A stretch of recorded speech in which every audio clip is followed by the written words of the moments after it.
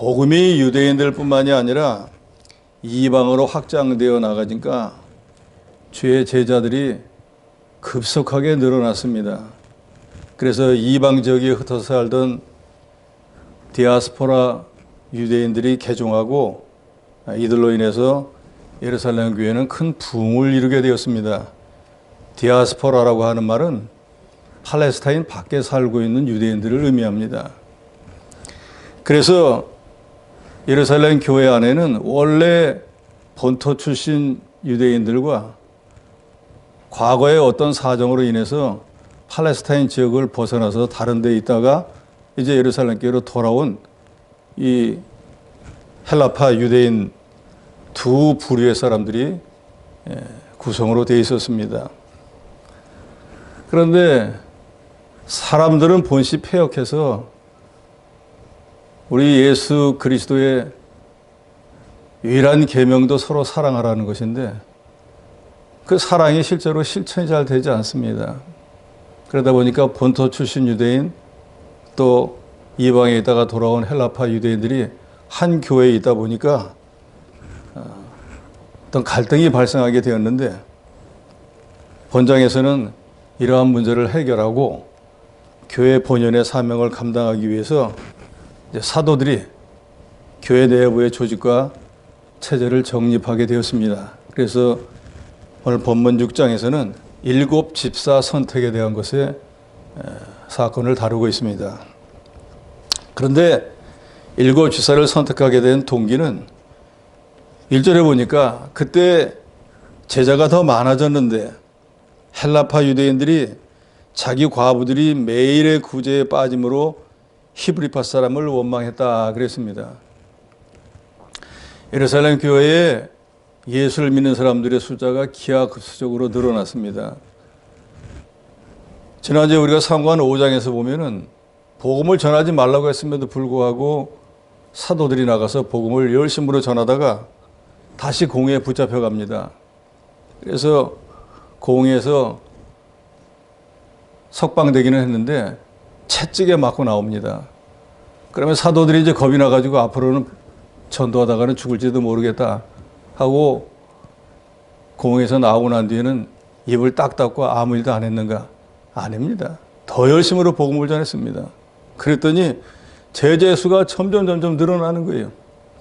그래서 성경 주석가 렌스키는 이때 예루살렘 교회 신자 수가 대략 한 2만 명에서 2만 5천 명에 달했다라고 주장합니다. 불과 예수님이 승천하시고 난 뒤에 1, 2년밖에 지나지 않았는데 예루살렘 교인이 2만에서 2만 5천까지 늘어났다는 거예요.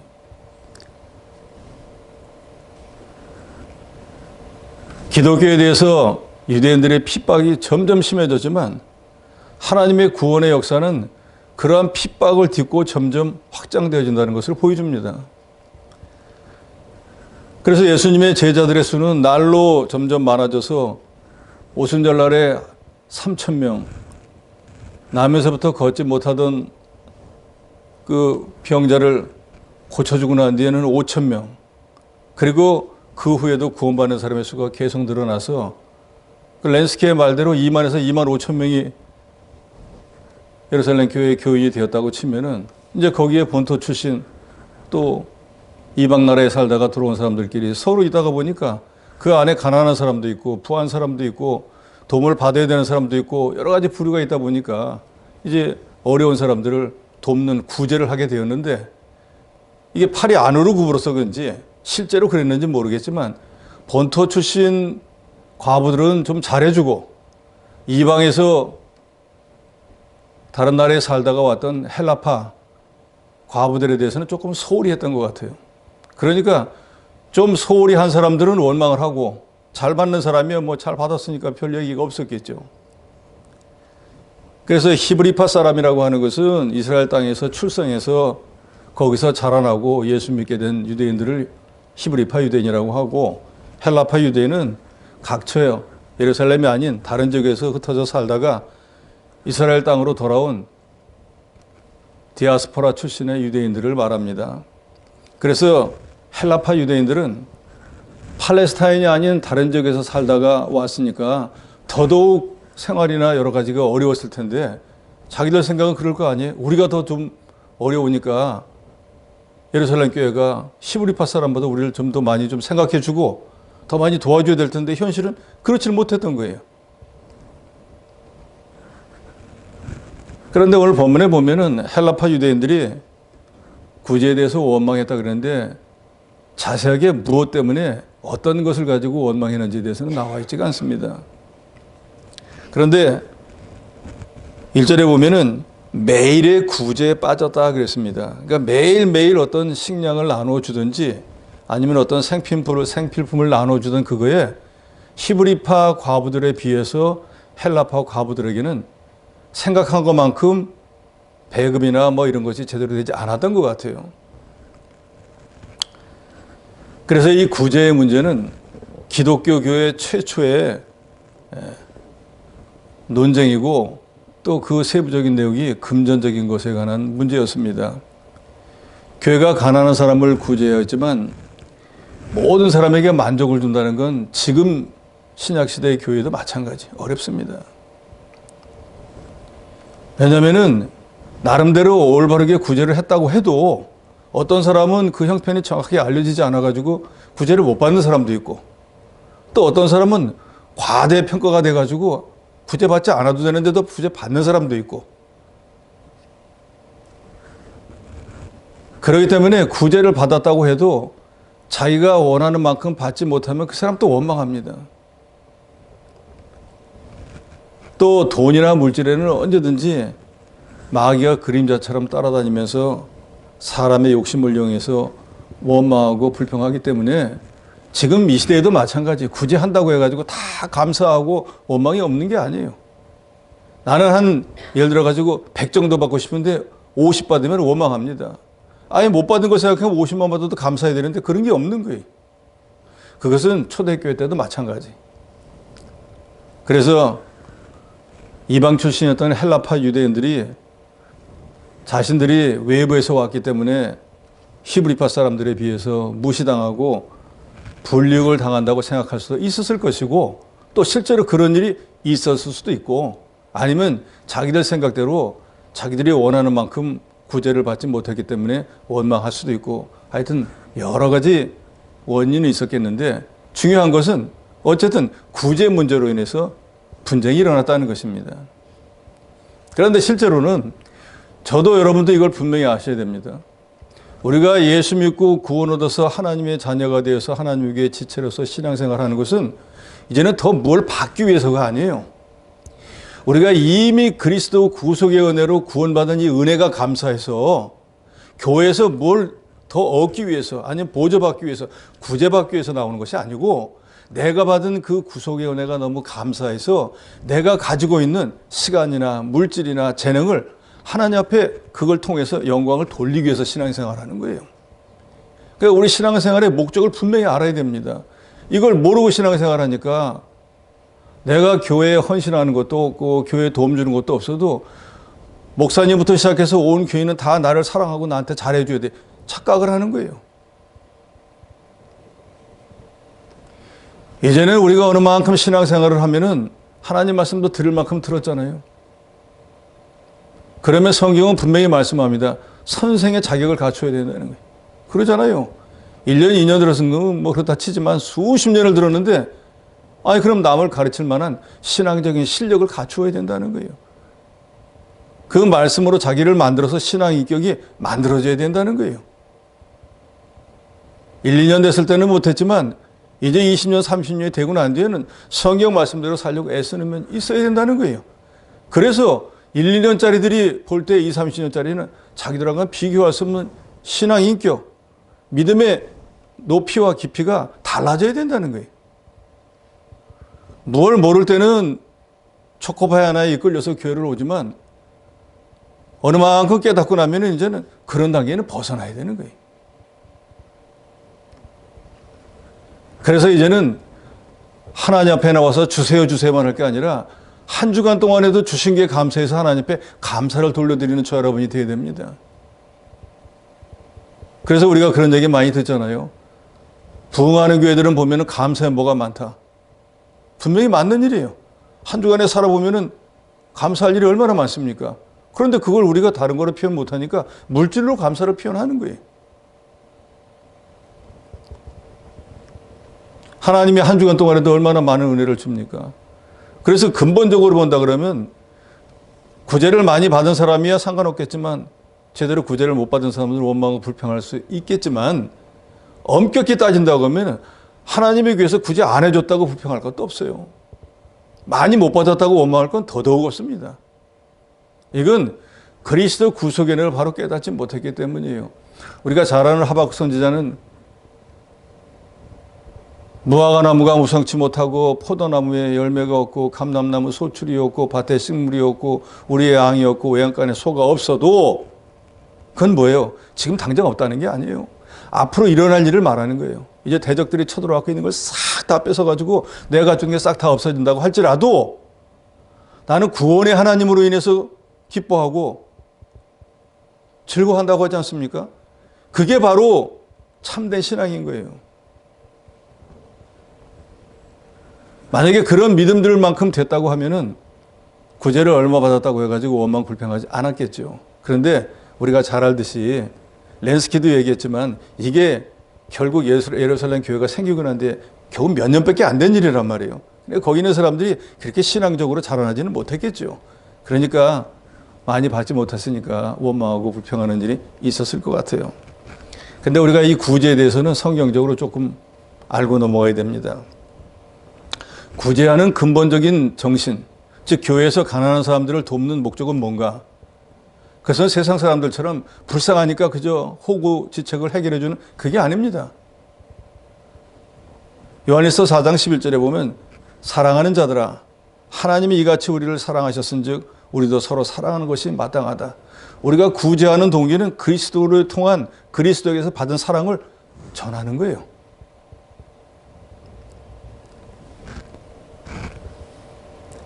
우리가 가지고 있는 모든 것들이 나는 내 것이라고 생각하지만 사실은 내가 세상에 올 때 가지고 온 적이 없습니다. 인생을 살아가면서 물론 내가 수고했죠. 내가 힘썼죠. 그런데 저도 여러분도 알지만 힘쓴다고 다 내 것이 됩니까? 직장생활 열심히 했는데 월급 받을 때 돼가지고 회사가 부도나면 못 받습니다. 하나님이 그 손에 붙여줘야 되는 거예요. 그래서 우리가 내가 일은 했지만 정말로 내가 그 소득을 받았을 때 그렇게 받도록 역사해 준 하나님의 은혜가 감사하니까 그 가운데 10분의 1건 하나님 거를 잊지 않고 하나님 앞에 드리는 거예요. 다른 이유가 아니라고요.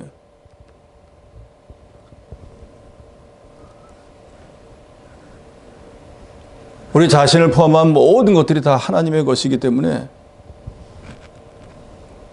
우리를 사랑해서 목숨까지도 주신 우리 그리스도의 사랑을 생각해서 우리 주님이 우리를 구속해 주는 은혜에 무엇으로 보답할 수 있겠어요? 내가 내 생명까지도 드려야 될 판인데 하나님이 내 생명을 원하지 않으니까 물질을 가지고 가난한 성도가 있으면 도와서 그 사람들이 신앙생활을 하는데 지장이 없도록 하기 위해서 구제하는 거예요. 그러니까 또 이 구제라고 하는 건 신명기 15장 7절로 11절에 보면은 하나님께서 구제하라 하고 명령을 했습니다. 그것은 가진 사람은 없는 사람을 도와서 평균하게 해서 누구든지 물질로 인해 가지고 신앙생활에 지장이 없도록 하는 게 가진 사람의 사명인 거예요. 성에서는 노블리스 오블리자라 그러잖아요. 가진 사람들이 높은 위치에 있는 사람들이 본을 보이는 거예요. 물질이 되었든 뭐 예절이 되었든 뭐든지 자기 가진 걸 베푸는 거예요. 그래서 신명기 15장 7절로 11절에 보면 땅에는 언제든지 가난한 자가 그치지 아니하겠으므로 내가 내게 명하이르노니 너는 반드시 내 경내 내 형제 곤란한 자 궁핍한 자에게 내 손을 필지니라. 하나님 우리에게 뭐라고 하셨는가? 내가 좀 다른 사람보다 넉넉히 가지고 있으면 그 손을 펴서 가난한 사람을 도와주라는 거예요. 이건 하나님 명령이에요. 해도 되고 안 해도 되는 게 아니라 우리가 예수를 구주로 믿는 성도라고 하면 마땅히 해야 될 일이라는 거예요. 그래서 저도 여러분도 마찬가지예요. 내가 남보다 좀 신앙생활을 오래 해서 신앙 지식이 많으면 처음 온 사람들에게 가르쳐 주세요. 아이고 성경 그걸 하나 못 찾아 할 게 아니라 자기가 찾아서 넘겨주시라고요. 내가 좀 다른 사람보다 그런 재능이 있다. 재능 기부를 하세요. 다른 사람을 위해서. 우리가 잘못 생각하는 게 하나가 내가 가지고 있는 어떤 특별한 기술을 남에게 주면 그걸 빼앗기는 거로 생각하는데 그건 착각입니다. 내가 가지고 있는 어떤 것을 남에게 주면은 내게 배운 그 사람은 내 제자가 되는 거예요. 아주 배은망덕한 사람이 아니면 그 사람 나를 스승으로 여깁니다. 존중하게 되는 거예요. 하나님이 우리에게 물질을 주신 목적은 우선은 우리가 그 물질을 갖고 우리 육신을 먹고 살라는 거예요. 그리고 남은 것 갖고는 믿는 일 하라는 거예요. 그러니까 우리가 가진 것을 가지고 나중에 가지고 가지도 못해요. 할 수만 있으면 주일에 하나님의 교회에 이런저런 모양으로 물질을 가지고 쓰임받으면 그게 결국은 하늘나라의 보화를 쌓는 것과 같습니다. 그래서 신명기 24장 19절로 22절에 보면은 어떤 사람을 구제해야 되는가? 고아나 과부같이 돌봐줄 사람이 없는 사람을 구제하라 그랬어요. 세상에서 제일 불쌍한 사람이 고아잖아요. 아무도 돌볼 사람이 없는 거. 보호자가 없는 사람. 그러니까 하나님은 너무너무 자비로우신 분이라 자기 부부가 다 있는 사람 자기들끼리 어떻게든 살아갈 거 아니에요. 그런데 과부는 남편이 없잖아요. 고아는 엄마 아빠가 없잖아요. 그러니까 그런 사람들은 도와줘야 된다는 거예요. 그러니까 동방에서 제일 가는 의인이라고 했던 욥도 그런 말을 하잖아요. 내가 어릴 적부터 고아와 과부를 내 자식과 같이 돌보았다. 하나님 말씀대로 살았다 그 말이에요.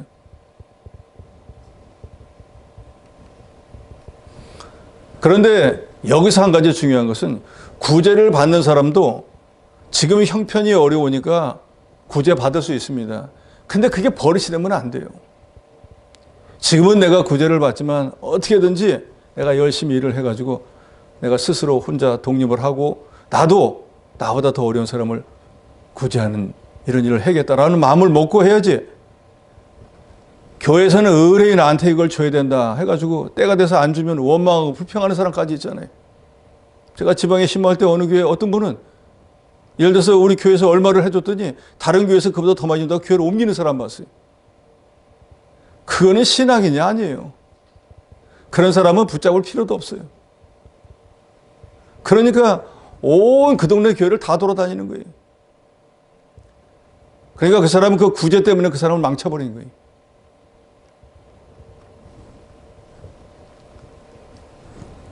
또 우리 믿는 사람들의 구제의 방법은 세상 사람과 달라야 됩니다.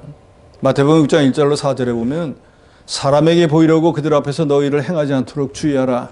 그리하지 아니하면 하늘 계신 너희 아버지께 상을 받지 못하느니라. 그러므로 구제할 때 외식하는 자가 사람에게 영광을 받으려고 회당과 거리에 서는 것 같이 너희 앞에 나팔을 불지 말라. 진실로 너희에게 이르노니 그들은 자기 상을 이미 받았느니라. 너는 구제할 때 오른손이 하는 것을 왼손이 모르게 하여 내 구제함을 은밀하게 하라. 은밀한 중에 보시는 너희 아버지께서 갚으시리라. 우리가 남을 구제할 때 오른손이 가서 그 남을 도와줬는데 왼손이 뭘 하는지를 모를 정도로 그렇게 은밀한 가운데 하는 게 좋다는 거예요. 그런데 내가 누구 구제했어, 내가 어떻게 했어 하면 이미 상을 이 세상에 다 받아버려서 나중에 하나님 앞에서는 받을 것이 없습니다. 그리고 외식하는 자가 돼버리는 거예요. 그리고 어떤 사람은 자기가 구제받는 것을 드러내기를 원하지 않는데 굳이 그 얘기를 하면 그 사람은 시험 들어버립니다. 그러니까 우리가 구제할 때 사람에게 보이려고 하지 말고 하나님 앞에서 해야 돼요. 뭘 도와줬다고 하더라도 그저 하나님의 은혜로 내가 좀 넉넉해서 한 것뿐인데 아무것도 아닙니다. 하나님이 하신 거예요 하고 하나님께 영광을 돌려야 돼요.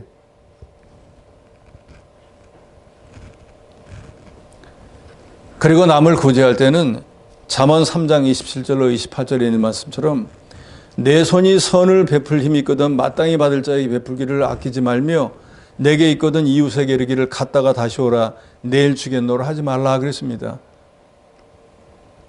분명히 자기가 좀 선을 베풀 힘이 있는데 주기가 싫은 거예요. 그러니까 오늘 안 주면은 내일은 딴 데 가서 구하면 나한테 안 오겠지 하고 내일 와 하지 말라는 거예요. 손이 선을 베풀 힘이 있거든 마땅히 받을 자에게 베풀기를 아끼지 말라 그랬습니다. 그래서 신명기 15장 10절에 보면 너는 반드시 그에게 줄 것이요. 그러니까 가난한 자, 구제를 꼭 받아야 되는 사람에게 선을 베풀고 줄 때에는 아끼는 마음을 품지 말 것이니라. 이런 말며 내 하나님 여호와께서 내가 하는 모든 일 내 손이 닿는 모든 일에 내게 복을 주시리라. 그러니까 우리가 선을 베풀면은 그게 없어지는 게 아니라 하나님이 기억해 놓으셨다가 그 선을 베푼 사람에게 하나님이 복을 주신다는 것입니다. 그래서 우리는 할 수만 있으면은 가난한 자를 돕고 선을 행하는 자가 되어야 됩니다. 시편 31편 26절에 보면은 저는 종일토록 은혜를 베풀고 구워주니 그 자손이 복을 받는다 그랬어요. 그러니까 아버지가 남을 늘 베풀고 하는 걸 보면 자녀도 보고 그 길을 따라가거든요. 그러니까 자녀들이 걸식하지 않는다는 거예요. 남에게 구워주고 베푸는 삶을 살 적은 남에게 구워 다니는 그런 삶을 살지 않도록 하나님이 해준다는 거예요. 남에게 구워서 사는 게 좋습니까? 남에게 주면서 베푸는 삶을 사는 게 좋습니까? 말할 것도 없지 않습니까? 교회도 마찬가지. 다른 교회들이 교단에서 도와주니까 그거 좋아라고 받고 자기 교인들은 연보 안 하고 계속 있는 교회 많습니다. 처음에는 받을 수 있죠. 지금 우리 갑자기 어려워졌고 힘이 들으니까 다른 교회 보조도 받고 총회 보조도 받지만 받으면서 생각을 해야죠. 이래서는 안 된다. 우리 힘으로 살아야지 하고 뭐 어떻게 한 해 동안 열심으로 해가지고 이제는 자기 힘으로 살려고 해야지. 가만히 있으면 주는데. 아주 불량한 사람은 이런 사람도 있어요. 독립할 만큼 되는데도 독립할 만큼 능력이 됐다가 말 안 하고 계속 받는 거예요. 그건 아주 악한 짓이에요. 왜 그런지 아세요? 자기들이 독립할 만한 능력이 됐으면 더 이상 보조를 받지 말아야지 자기들을 구제할 그것을 더 어려운 사람들이 받아서 그 사람들도 독립할 수 있는 계기가 되지 않겠어요? 자기는 너끈히 자기 힘으로 살 수 있는데도 가만히 있으면 주니까 받는 그런 사람이 있어요. 제가 심부하던 어떤 교회도 처음에 가니까 교인 숫자도 그렇게 많지 않았지만 성도들이 나이가 많으신 분들이 대부분이었어요. 점심을 먹는데 보니까 국수만 먹더라고요. 저는 개인적으로 국수 워낙 좋아하니까 점심에 국수 좀 좋다. 한번 물어보니까 국수 좋아하세요? 나이 드신 분들이 대부분 소화력이 떨어지니까 국수 안 좋아하시더라고요. 근데 왜 국수 드세요? 유구무원이더라고요. 한마디로 돈이 없으니까 국수 먹는 거지. 그래서 얘기했습니다. 지금 우리가 어렵지만 세상 말해도 겉벌이 3월만 있으면 처가살이 안 한다는데 남한테 가서 보조받고 그렇게 살 수는 없지 않아요. 영 못 먹겠으면 우리가 집에서 도시락을 싸우면 되지. 그러지 않으려면 우리가 지금부터 좀 더 힘을 써서 하자. 그 뒤로 거의 국수 먹은 적이 없어요.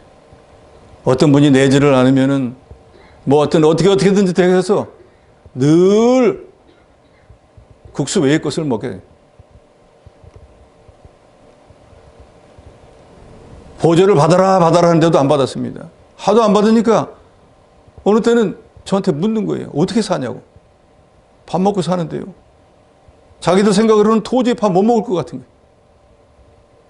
궁금한가 봐요. 그래서 제가 늘 성도들에게 말했습니다. 우리만큼 되는 교회에서 보조 안 받는 교회가 거의 없는데 여러분이 힘써서 교회를 사랑하고 이렇게 하니까 우리는 이렇게 자율적으로 남들이 생각하는 것과 정반대의 삶을 살고 있지 않나요?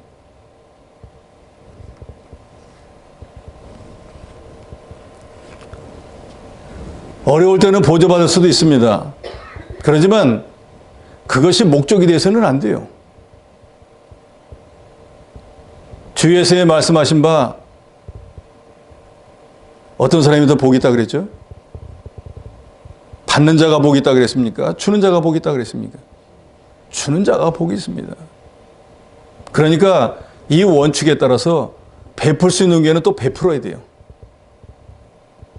그렇지만 받는 교회도 정신을 차리고 이거 우리가 이렇게 해서는 안 된다 하고 우리 힘으로 어떻게든지 살려고 교회도 성도도 그런 마음을 가져야 됩니다. 그래서 저는 원칙이 있어요. 교회가 되었든 개인이 되었든 도와주면 딱 일정 기간을 정해놓고 그 이상은 안 합니다. 그리고 돕기 전에 미리 얘기합니다. 많이 도움은 안 되겠지만 우리가 할 수 있는 건 딱 요 기간이니까 더 이상 기간 연장은 안 됩니다. 그러니까 미리미리 후원자를 물색해 놓든지 어느 분이 선한 마음을 가지고 수년간을 도왔습니다.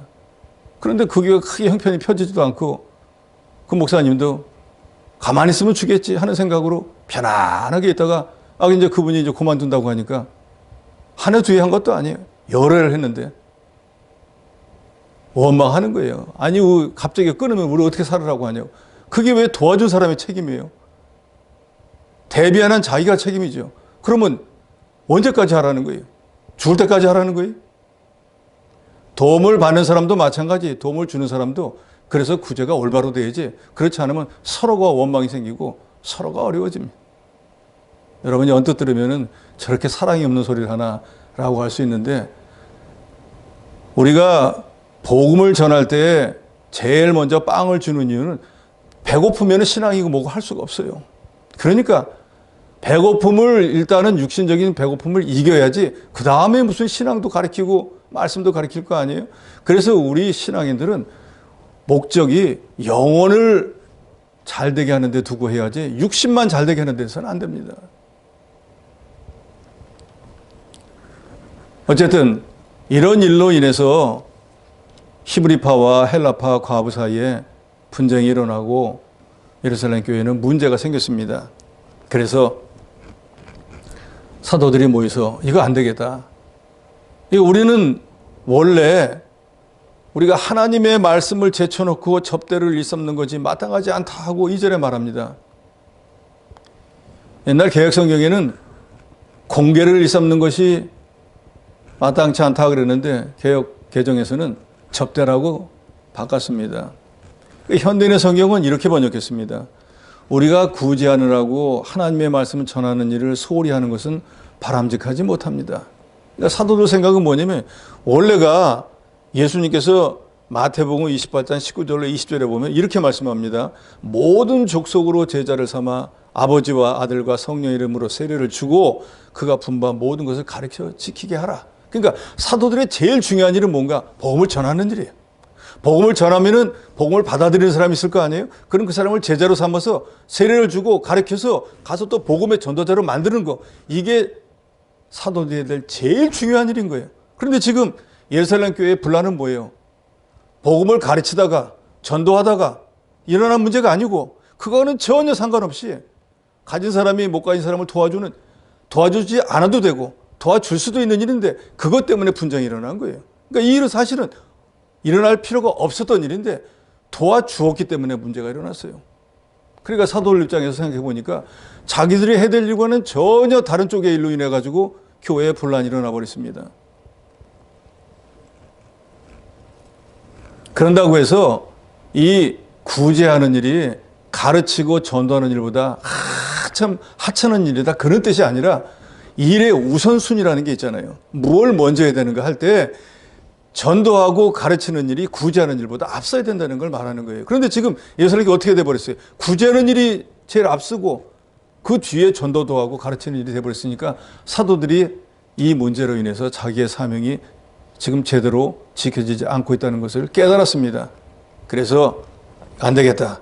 우리 교역자는 하나님 말씀 전하는 거, 기도하는 일이 이게 우리 사명인데 이 일은 하지도 못하고 2만 명, 2만 5천 명이나 되는 사람 중에 가난한 사람, 어려운 사람 돕자고 해서 그것만 하다가 보니까 12명이 하나님이 원래 분부한 명령을 하나도 하지도 못하고 다른 일만 힘쓰고 결론은 분쟁만 일어나니까 이건 우리가 할 일이 아니다. 그러면 이 일을 맡아서 할 수 있는 사람을 뽑아서 그 사람들에게 이 일을 맡기면 좋겠다라고 해서 3절에 형제들아, 너희 가운데 성령과 지혜가 충만하여 칭찬받는 사람 7을 택하라.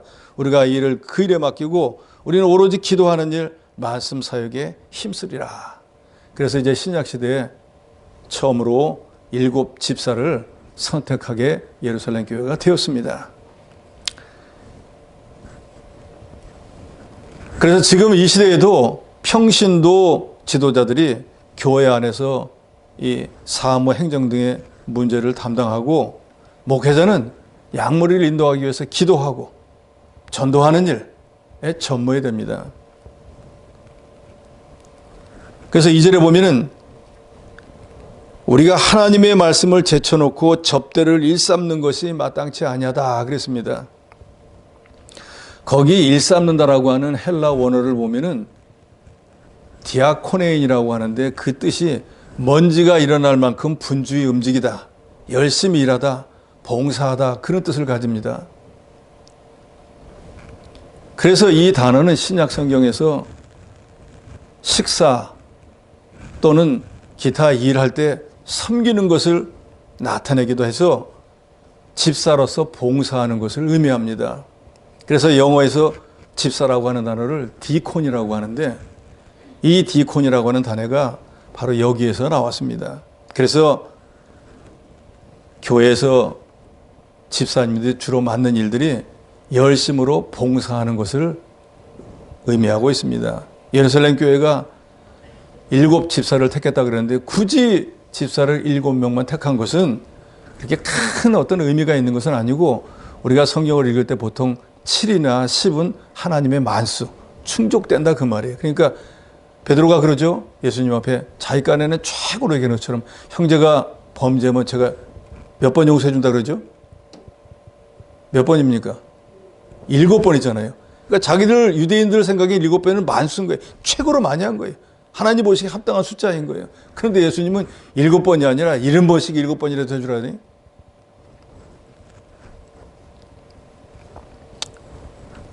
우리 장로교의 정신적인 지주가 되는 칼빈은 회중이 선출한 대표들에 의해 다스려지는 이 장로 정치를 하나님이 세우신 제도라고 간주했습니다. 그래서 칼빈은 목사와 장로를 엄격히 구분해서 장로는 치리하는 일, 성도들을 다스리는 일, 그리고 그걸 통해서 목사를 보조하는 직분이 장로라 그랬습니다. 그래서 스위스 제네바의 장로회는 교인들의 훈련을 강조하고 기독교 생활에 관한 상세한 규칙을 정해서 교인들이 이걸 지키나 안 지키나 감독하는 일을 했습니다. 또 집사직은 교회를 위해서 구제 사업을 관리하고 오늘 본문에 사도들이 하던 것을 이제 집사님들이 받아서 구제하는 일을 하고 가난한 성도들 또 병든 성도들 돌아보고 신방하는 이런 일을 감당했습니다. 그래서 제네바 교회는 집사가 2 종류가 있었는데 하나는 구제 물품을 전달하는 집사, 또 하나는 병자를 돌보는 집사.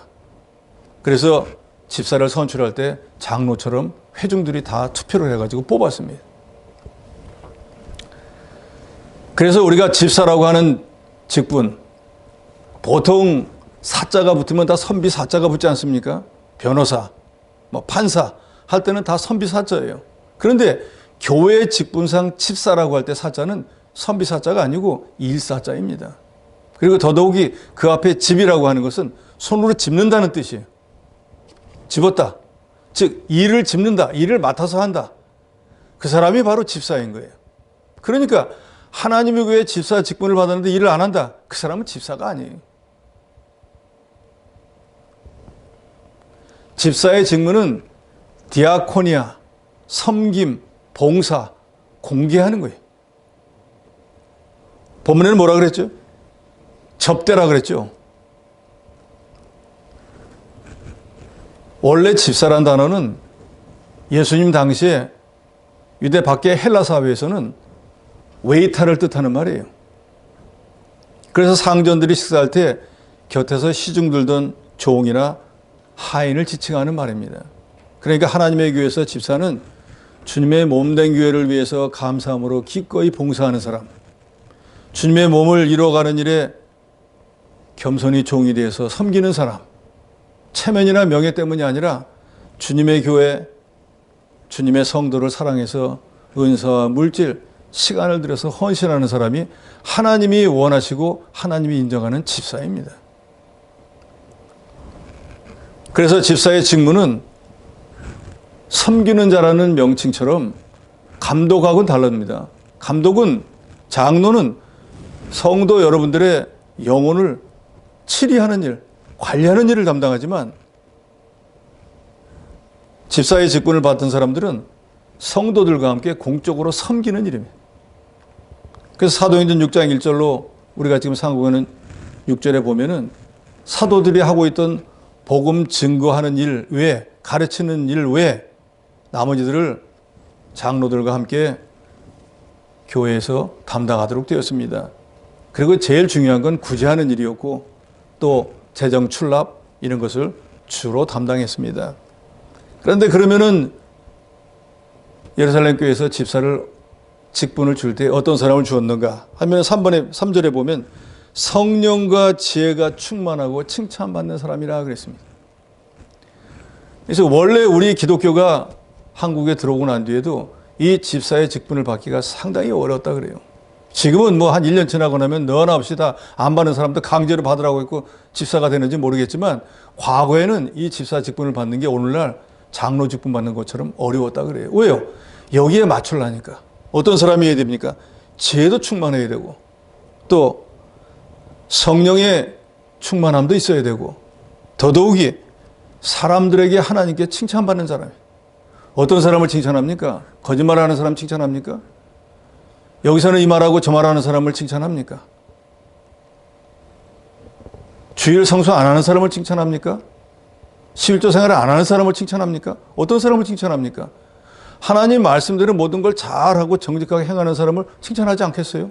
나는 못하지만 저 사람은 하니까 그 사람을 칭찬하지 않겠어요? 그러니까 사실은 이 집사의 직분이라는 것이, 집사의 직분을 받는다는 것이 하나님이 성령과 지혜가 충만하고 칭찬받는 사람이라는 증거가 되는 거예요. 그러니까 여기 계신 집사님들도 그런 하나님의 인정을 받은 사람인 거예요. 그러니까 이 집사 직분이 꼭 뭐 장로가 됐다, 권사가 됐다가 아니라 집사라고 하는 직분 자체를 받았다는 게 하나님이 인정하는 사람이라는 거예요. 하나님의 일을 집사라 그랬잖아요. 하나님이 보니까 이 사람이 이제 하나님의 일을 할 수 있겠다. 자격이 있다. 칭찬받는 사람이구나 했기 때문에 사람을 통해서 직분을 주지만 그 직분을 주시는 분은 실제로는 하나님이신 거예요. 그런데 우리는 서리 집사죠. 그래서 1년만 임기입니다. 그 사람이 잘하면 그 다음에 다시 임명이 되면 또 한 해를 하는 것뿐이지 평생직이 아니에요. 그런데 우리나라에서는 지금 어떻게 됐습니까? 1년짜리 서리 집사를 임명했는데 그 다음에 집사 임명하면은 다른 교회로 집사하러 가잖아요. 우리나라의 기독교가 처음 들어오고 난 뒤에 집사 직분을 줄 때는 그런 게 없었어요. 엄격하게 1년 동안에 집사 직분을 잘 감당했는가 안 당했는가 판단해서 안 된 사람은 가차없이 그 다음에 집사 직분을 주지 않았습니다. 그러니까 그 다음에 어떻게 생각하는가? 그 직분을 다시 받기 위해서 그 한 해 동안 더 열심으로 충성하고 더 봉사하는 거예요. 왜요? 집사의 직분은 그냥 되는 게 아니라 성령과 지혜가 충만하고 칭찬받는 사람이라 돼요. 교인들에게 욕을 먹어가고 교인들에게 비난을 들었는데 그 사람을 계속 집사 직분에 두면 하나님 앞에도 사람 앞에도 그건 합당하지가 않은 것이기 때문에. 그래서 5절에 보니까 온 무리가 이 말을 기뻐하여 믿음과 성령이 충만한 사람 7을 세워서 예루살렘 교회에 집사 직분을 주고 구제하는 일, 재정 출납하는 일을 맡아 주관하게 했다라고 했습니다. 성령과 지혜가 충만한 사람이라는 것은 다른 말로 하나님의 인도를 받는 사람이라는 거예요. 자기 생각대로 하는 게 아니라 모든 일을 하나님의 뜻대로. 우리가 지난주에 상고했죠. 하나님의 교회에서 무슨 일을 할 때는 자기 생각대로 하는 게 아니라 말 한마디 하려고 할 때도 하나님이 하시는 것처럼 하고, 무슨 봉사를 하려고 하면 자기 생각, 자기 고집으로 하는 게 아니라 어떻게 하라 그러죠? 뭘 힘입어서 하라 그러죠? 예? 하나님이 공급하시는 힘으로 하라는 거예요. 내 힘으로, 내 뜻대로, 내 생각으로 하는 게 아니라 하나님이 공급하시는 힘. 그러니까 하나님의 힘을 힘입어서 하니까 피곤한 줄 모르는 거예요. 내가 하면요, 내 힘이라는 게 얼마가 되겠어요? 얼마 있다가 도와주는 사람 없으면 짜증나고 협력하는 사람 없으면 이거 해봤자 무슨 소용이 있어 하면서 그만두게 되는 거예요. 성령과 지혜가 충만하다는 건 자기 생각을 버리고 하나님의 뜻대로 한다는 거예요. 뿐만 아니라 칭찬 듣는 사람이라고 하는 것은 덕을 세우는 사람이라는 거예요. 고린도서에 보면 그런 말씀이 있잖아요. 우리가 뭐든지 뭐 말을 하든 행동을 하든 뭐든지 다 할 수 있다 그랬어요. 그렇지만 우리가 무언가를 다 할 수 있지만 그게 다 덕을 세우는 건 아니라 그랬어요. 우리 믿는 사람들은 남에게 유익을 주고 덕을 세우는 일을 해야 됩니다.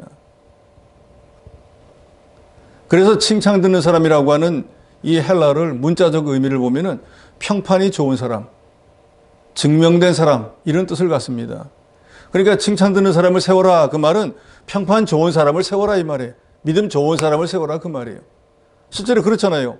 아직 술도 못 끊었어, 담배도 못 끊었는데 그 사람을 집사로 세워놓으면은, 길에 나가서 집사가 술 먹고 담배 피고 돌아다니면 저 사람 교회 집사라던데, 어느 교회야? 어느 교회라던데 하면은 교회도 욕먹고 교인도 똑같은 사람 돼버리는 거예요.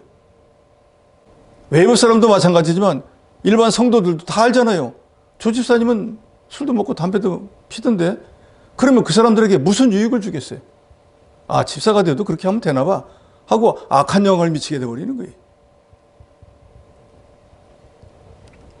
남에게 칭찬 듣는다는 게 쉬운 일이 아니잖아요. 모범을 보여야 되거든요.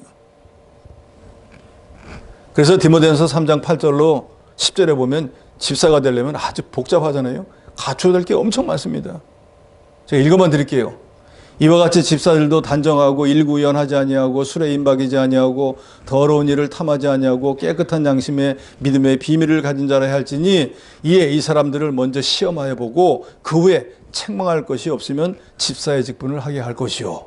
그러니까 집사의 직분을 받으려면 사실은 이 모든 조건에 맞춰서 하려고 하면은 집사 직분 받을 만한 사람 그렇게 많이 없을 거예요. 그런데 그러면 이 신약 시대에 이렇게 다 되지도 못했는데 왜 집사의 직분을 줄까? 이렇게 생각할 수 있죠.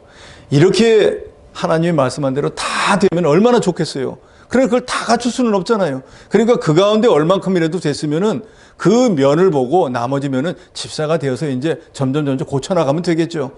그런 면으로 아마도 직분을 주지 않을까, 저는 그렇게 생각을 합니다. 그런데 디모데전서에 있는 말씀처럼 집사의 직분을 받고 나면 어찌 보면 제일 중요한 게 일구연을 하지 말아야 돼요.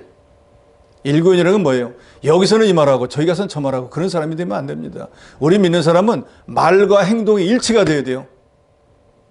저는 그런 삶을 살려고 애쓰고 있고 여러분에게도 그런 분이 되시기를 원합니다. 우리 기독교인들이 사회에서 존중받지 못하는 제일 두드러난 것 중에 하나가 바로 이거예요. 말은 잘하는 거예요.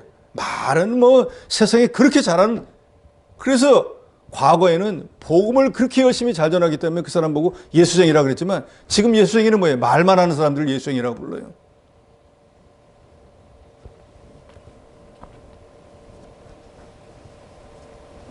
우리 믿는 사람들이 말의 보증수표가 되어야 됩니다.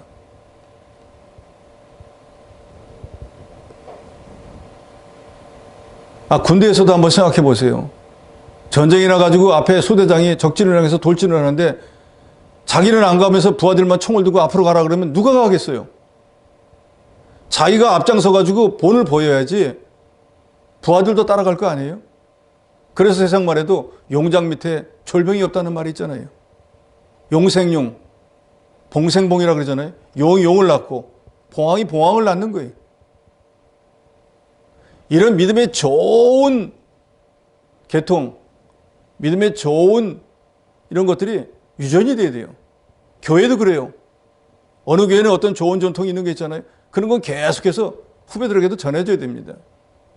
그런데 지금 이 시대에 모든 신약시대의 교인들이 제일 먼저 해야 되는 것 중에 하나가 언행일체의 삶이에요.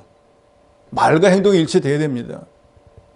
저라고 해서 100% 아니지만 그런 면에 우리 신앙인들이 더욱 힘써야 된다 그 말이에요. 그러지 못하니까 세상에서 사회가 교회를 걱정하는 시대가 돼버렸어요. 믿음과 성령이 충만한 사람 7명을 집사로 임명했다고 그랬습니다. 디모데전서 3장 13절에 보면 집사의 직분을 잘한 자들은 아름다운 지위와 그리스도 예수 안에 있는 믿음의 큰 담력을 얻는다 그랬습니다. 현대 성경은 이렇게 번역했습니다. 집사의 직분을 잘 감당하는 사람은 다른 사람들의 존경을 받는 것은 물론 그 스스로도 주께 대한 확신과 신뢰가 더욱 강해져서 이중의 보상을 받게 됩니다.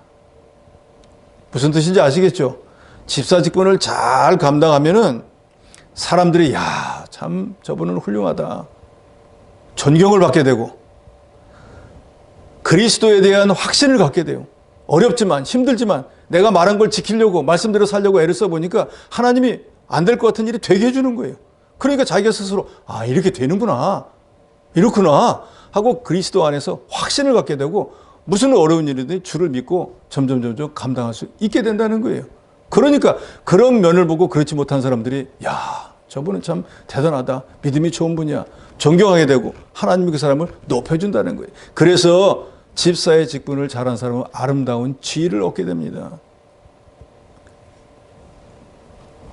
이처럼 집사의 직무는 영광스러운 것이고 이 집사의 직분을 잘 수행한 사람은 신령한 지위가 높아져서 교회 안에서 다른 성도들로부터도 존경을 받게 되고 또 내세에 하나님이 그걸 인정해서 천국에 가면은 상급도 주고 영광도 주고 존귀도 주실 것입니다.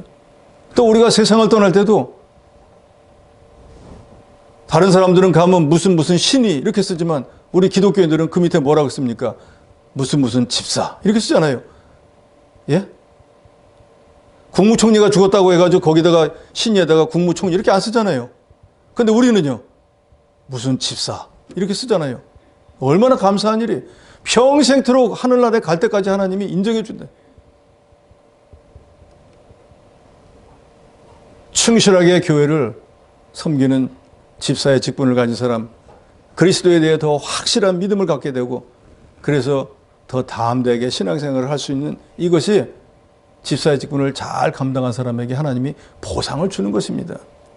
분란이 일어나서 집사님들을 택해가지고 구제하는 일, 물질을 관리하는 일 이런 걸 맡겼지만 이제 이 시대에 이 모든 하나님의 교회는 집사의 직분을 세워서 사도시대 이후로 이런 일을 감당하게 했는데 우리가 이 집사의 직분을 받는다는 것이 성령과 지혜가 충만한 사람 또 칭찬받는 사람을 세워서 하고 하나님이 그걸 인정한다는 것이기 때문에 우리가 이 집사의 직분을 받는 것을 감사히 여기고 받은 것에만 만족하지 말고 어찌하든지 그 집사의 직분을 통해서 아름다운 이름을 얻을 수 있도록 우리가 충성되게 일을 잘 감당해야 됩니다.